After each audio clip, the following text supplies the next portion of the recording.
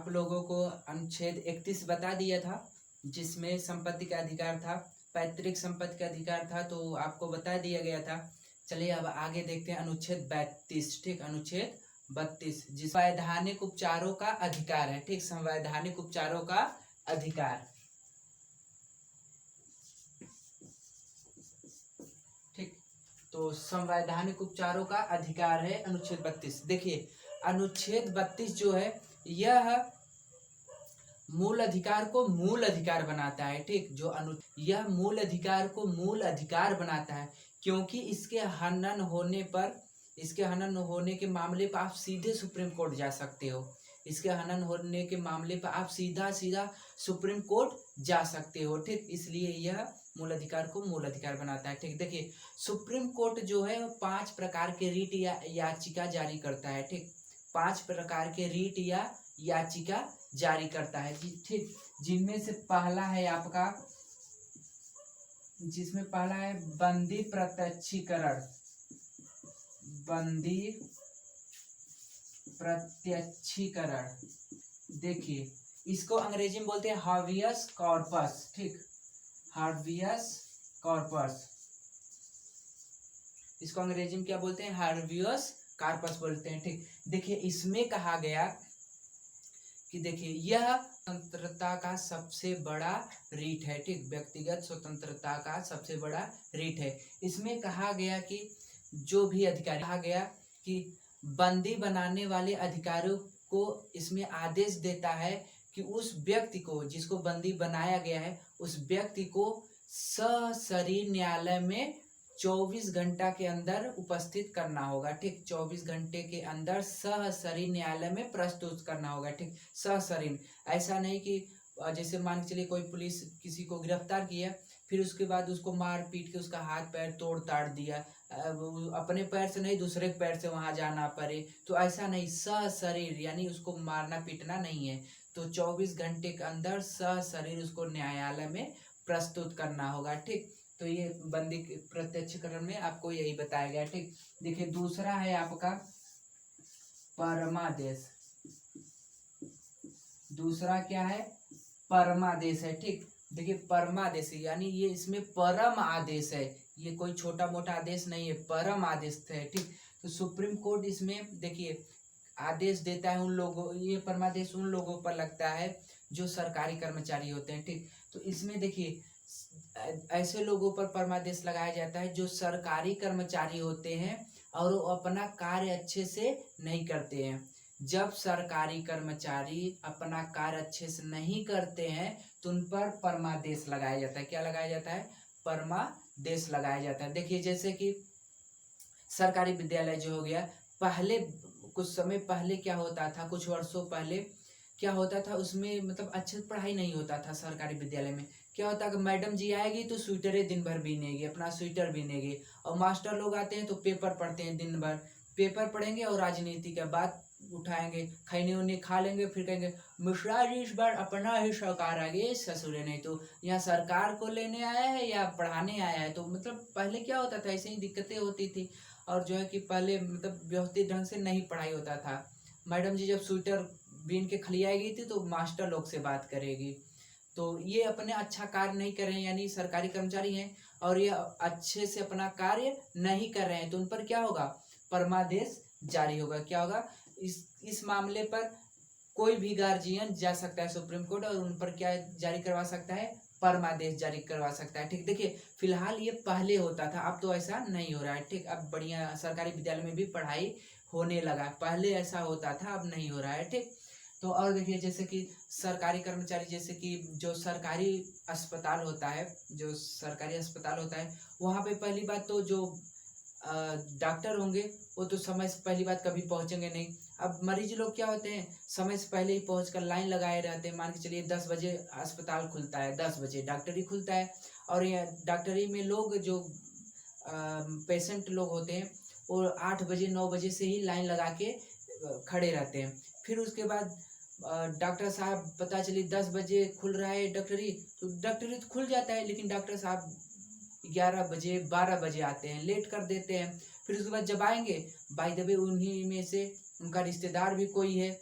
तो रिश्तेदार जो लेट आया है ना, वो भैया मिल लेंगे डॉक्टर से, हाँ आपके रिश्तेदार, अच्छा आप रिश्तेदार हैं, अच्छा अच्छा तो क्या दिक्कत है, हाँ दवा लेना था, आइए आइए आप आइए।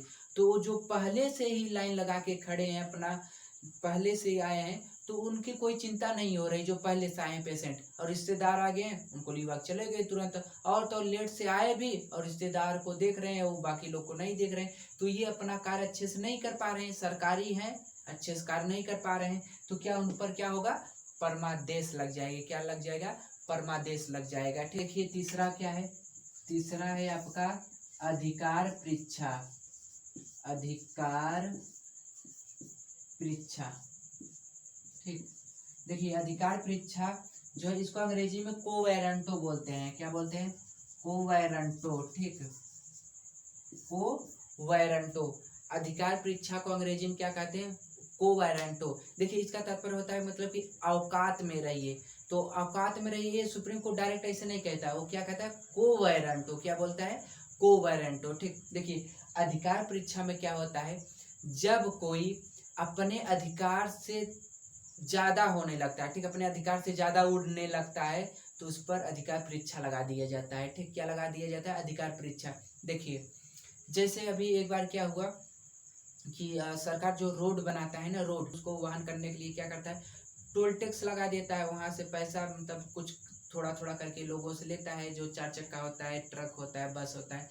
तो देखिए तो एक जगह क्या हुआ, रोड पर एक ठेकेदार था, वह मतलब सरकारी रूप से नहीं था, ठीक, वो जो है जाके वहाँ रोड पर टोल टैक्स लेने लगा, ठीक, ऐसे ही मतलब वो ठेकेदार था, लेकिन वह जो है ऐसे फालतू का ही गया रोड पर जो है टोल टैक्स लेने लगा। तो क्या हुआ, तो बहुत ऐसे पैसा लेने लगा लोगों से, तो यह पता जब चलता है सरकार को, तो वह क्या करता है, उसको पकड़ लेता है, ठीक, कि ये तुम्हारा अधिकार नहीं है, फिर भी यह तुम ऐसा क्यों कर रहे हो, तो सरकार उसको पकड़ लिया और जेल में बंद कर दिया। तो देखिए वो जो टोल टैक्स ले रहा वहाँ पे जो ठेकेदार था, उसका अधिकार नहीं था, नहीं उसको सरकार तरफ से इजाजत दिया गया था कि तुम टैक्स वसूलो, नहीं इजाजत दिया गया था, फिर भी वह अपनी मर्जी से कर रहा था, तो अपने अधिकार से कहीं ज्यादा ही कर रहा है, तो सरकार उसको पकड़ ली, पुलिस उसको पकड़ के जेल में बंद कर दिया। तो अगर अपने अधिकार से ज्यादा उड़ने लगेंगे तो क्या हो लग जाएगा, अधिकार परीक्षा लग जाएगा, ठीक। देखिए जैसे क्या होता है, अब कई विद्यालय ऐसे होते हैं, कई यूनिवर्सिटी ऐसे होते हैं जहाँ पर जो मान चलिए जैसे जो प्यून होता है, चपरासी लोग होते हैं, तो वो वहाँ के उस यूनिवर्सिटी के जो प्रिंसिपल होता है, ये सब जैसे कि व्यस्त चपरासी होता है, चपरासी को वो बोल देते हैं, तो छोटे छोटे जो बच्चे होते हैं या जो विद्यालय में छोटे छोटे बच्चे होते हैं, तो वही प्यून जो होता है, चपरासी होता है ना, वही जाके पढ़ाता है, वो छोटे छोटे बच्चों को पढ़ाने लगता है। तो क्या होता है, अगर ये चीज़ जब इसको सुप्रीम कोर्ट को पता चलता है, तो फिर क्या करता है, उस पर अधिकार परीक्षा लगा देता है। तो प्रिंसिपल से पूछता है, क्यों जी ये तुम्हारे विद्यालय पढ़ाता है, तो कहता है हाँ पढ़ाता है, कहते तो फिर तुम क्यों, तो वो सुप्रीम कोर्ट उसको प्रिंसिपल को सस्पेंड भी कर देता है, ठीक।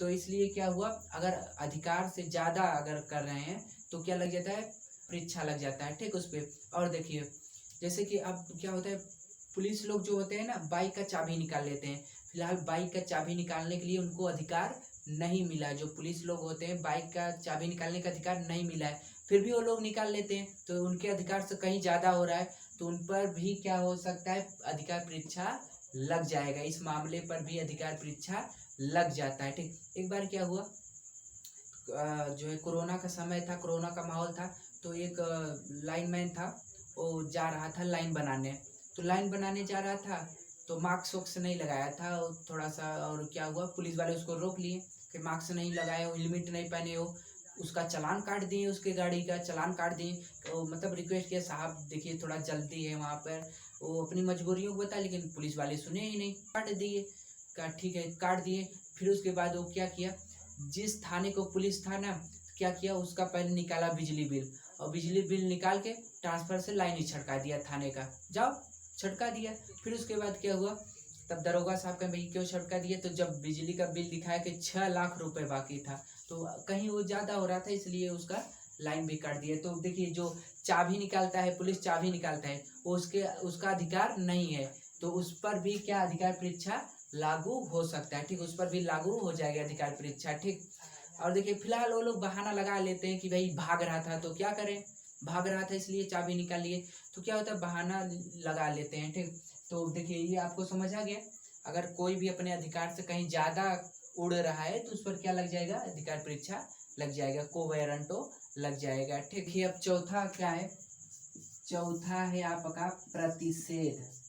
प्रतिषेध, ठीक, देखिए इसमें जो प्रतिषेध है इसमें क्या होता है, इसमें देखिए ये जो तीनों बंदी, प्रत्यक्षीकरण, परमादेश और अधिकार परीक्षा था, ये किसी व्यक्ति पर लागू हो रहा था। ठीक, यह किसी व्यक्ति पर लागू हो रहा था। लेकिन ये जो प्रतिषेध है, प्रतिषेध और पांचवा उत्प्रेषण, उत्प्रेषण, ठीक, ये जो दोनों अधिकार हैं ये किसी व्यक्ति पर नहीं लागू होता है। ठीक, प्रतिषेध और उत्प्रेषण किसी व्यक्ति पर नहीं लागू होता है। देखिए इसमें क्या होता है, प्रतिषेध में क्या होता है, प्रतिषेध में ऊपरी न्यायालय अपने निचली न्यायालय पर तब लागू करती है जब निचली न्यायालय अपने अधिकार का उल्लंघन करती है। ठीक, जब अपने अधिकार का उल्लंघन करती है तब प्रतिषेध लागू होता है। ठीक, क्या होता है, प्रतिषेध उस पर जारी किया जाता है। ठीक, ऊपरी न्यायालय द्वारा निचले न्यायालय पर। देखिए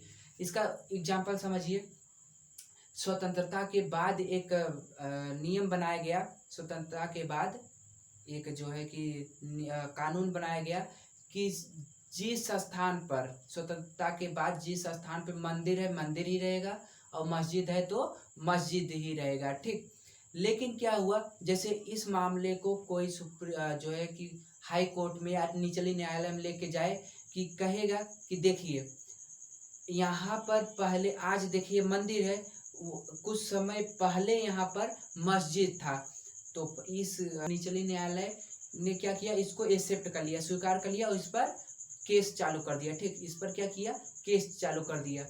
तो देखिए पहली बात तो कानून बन गया है, विधि बन गया है कि स्वतंत्रता के बाद जिस स्थान पर मंदिर है तो मंदिर ही माना जाएगा और मस्जिद है तो मस्जिद ही माना जाएगा, फिर इस पर कोई टीका टिप्पणी नहीं होगा।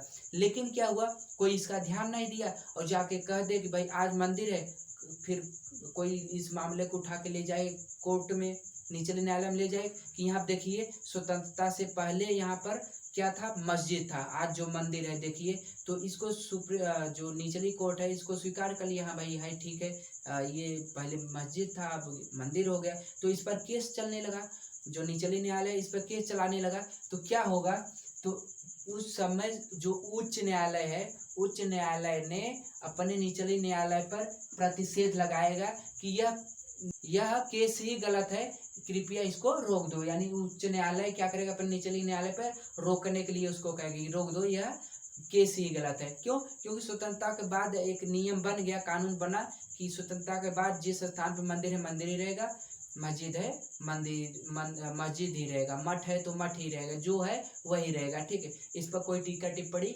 नहीं होगा। ठीक, तो देखिए यानी जब निचली न्यायालय अपने अधिकार को उल्लंघन करती है, अपने अधिकार का क्या करता है, उल्लंघन करती है, तब प्रतिषेध उस पर लगाया जाता है। ठीक, लेकिन देखिए अब पांचवा में कहा गया, उत्प्रेषण में कहा गया, जब अपने अधिकार को उल्लंघन कर फैसला सुना देती है तब उस पर क्या होता है, उत्प्रेषण लगाया जाता है। ठीक, जब निचली न्यायालय अपने अधिकार का उल्लंघन करके फैसला सुना देती है तब ऊपरी न्यायालय उस पर क्या लगाती है, उत्प्रेषण लगाता है। क्या लगाता है, उत्प्रेषण लगाता है। ठीक, एक बार क्या हुआ, 2010 या 11 में इलाहाबाद हाई कोर्ट ने एक जो राम जन्मभूमि है इस पर फैसला सुना दिया। ठीक, इस पर फैसला सुनाया कि वहाँ के जो राम जन्मभूमि है वहाँ के स्थान को 3 भागों में बांट दिया। कहा कि कुछ स्थान जो है अखाड़ा को दे दी, वहाँ एक अखाड़ा को दे दो, और कुछ भाग मस्जिद बनाने के लिए दे दो, बाबरी मस्जिद, और कुछ राम जन्मभूमि के लिए दे दिया जाए, 3 भागों में कर दिया। तो देखिए अब इसमें क्या, जो ये हाई कोर्ट है इलाहाबाद, ये तो झगड़ा का जड़ ही बो दिया। अब देखिए इसमें मान चलिए यहीं पे राम जन्मभूमि में मंदिर भी बन गया और यही मस्जिद ही पास पास बन गया। अब बताओ, अब ये जो मुस्लिम लोग हैं वो ऐसे मंदिर को रिझा के बोलेंगे अल्लाहू अकबर, और मंदिरिया वाला बोलेगा जय श्री राम। लो, अब तो झगड़ा का जरिए बो दिया, इधर जय श्री राम बोलेगा, इधर अल्लाहू अकबर बोलेगा, तो पास पास झाँक कर बोलेंगे, झगड़ा तो होगा ना। तो अरे भाई, आज का समय कैसा, पढ़ने लिखने का समय है, आज धर्म पर क्यों लड़ाई हो रहा है। अरे जो वही झाँक कर ऐसे करें तो वही चीज बोले A+B का होल स्क्वायर, ये बोले रदरफोर्ड का नियम, तो तब ऐसा पढ़ाई लिखाई वाला बात होना चाहिए, लेकिन नहीं, धर्म की बात हो रही। तो उस समय क्या हुआ, जो इलाहाबाद हाई कोर्ट ने अपना फैसला सुना दिया था, तो क्या हुआ, सुप्रीम कोर्ट ने इस फैसले को क्या किया, रद्द कर दिया, उस पर क्या किया, उत्प्रेषर लगा दिया, और अपने फैसले को क्या किया, वो जो इलाहाबाद हाई कोर्ट ने फैसला दिया था उसको क्या किया, रद्द कर दिया, उस पर प्रेशर लगाकर उसको रद्द कर दिया। ठीक, तब सुप्रीम कोर्ट ने 2019 में अपना फैसला सुना दिया। ठीक, अब जो बाबरी मस्जिद बनाने के लिए कुछ दूर पर जमीन दे दिया, और राम मंदिर बनाने के लिए भाई वहाँ पे राम मंदिर बनाने के लिए जो है वहाँ जगह ले लिया। तो और देखिए, बाबरी मस्जिद बनाने के लिए वहाँ पे लगभग 2 एकड़ की जमीन चाहिए था हम लोगों को, लेकिन जो है इधर से उनको 5 एकड़ का जमीन मिल गया, लेकिन दूर मिला। तो क्या हुआ, जब कोई निचली न्यायालय अपना अधिकार को उल्लंघन कर फैसला सुना देती है, तब उस पर उत्प्रेषर लगाया जाता है। ठीक, तो 5 समझ आया। देखिए, व्यक्तिगत स्वतंत्रता का सबसे बड़ा अधिकार कौन है, बंदी प्रत्यक्षीकरण अधिकार है। ठीक, बंदी प्रत्यक्षीकरण। ठीक, और देखिए, तो बंदी प्रत्यक्षीकरण आ गया। परमादेश भी आपको समझ है, परमादेश में जब कोई सरकारी कर्मचारी अपना अच्छे से कार्य नहीं करता है तो उस पर क्या लगता है, परमादेश लगता है। ठीक, और अधिकार परीक्षा, जब कोई इसमें देखिए, इसमें जब सरकारी अपने अधिकार से कहीं ज्यादा होने लगता है, ठीक, अपने अधिकार से कहीं ज्यादा करने लगता है, तब उस पर क्या लगाया जाता है, अधिकार परीक्षा। जैसे मान चलिए कोई देखिए कोई मार्केट है और वहाँ पे पुलिस आया और कहा चल देखिए मैं लिखित देता हूँ कि अब यहाँ पर कोई भी सब्जी का बाजार नहीं लगाएगा। ठीक, कोई सब्जी वाला नहीं बाजार लगाएगा, दुकान नहीं लगाएगा, कोई सब्जी वाला दुकान नहीं लगाएगा। तो अब बताइए, क्या पुलिस को अधिकार है कि लिखित दे कि कोई सब्जी वाला दुकान नहीं लगाएगा? तो क्या होगा, वो अपने अधिकार से कहीं ज्यादा कर रहा है। ठीक, अपने अधिकार से कहीं ज्यादा कर रहा है।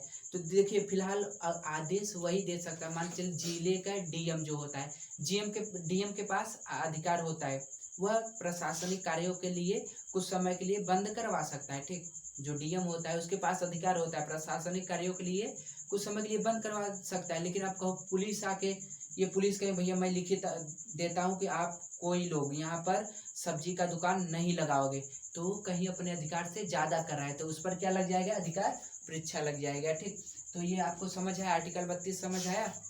देखिए, जो ये अनुच्छेद 32 है ना, जो अनुच्छेद 32 है, इसको संविधान का आत्मा कहा जाता है। अनुच्छेद 32 को संविधान का आत्मा कहा जाता है। ठीक, और देखिए, ये जो रीट 5 प्रकार के रीट है, यह हाई कोर्ट भी निकाल सकता है। ठीक है, हाई कोर्ट भी हाई कोर्ट जो है अनुच्छेद 226 का प्रयोग करके, ठीक, अनुच्छेद 226 का प्रयोग करके हाई कोर्ट भी 5 प्रकार के रीट निकाल सकते हैं। ठीक, हाई कोर्ट भी 5 प्रकार के रीट निकाल सकते हैं। लेकिन देखिए, जो हाई कोर्ट होता है ना, वह किसी भी मामले पर रीट निकाल सकता है।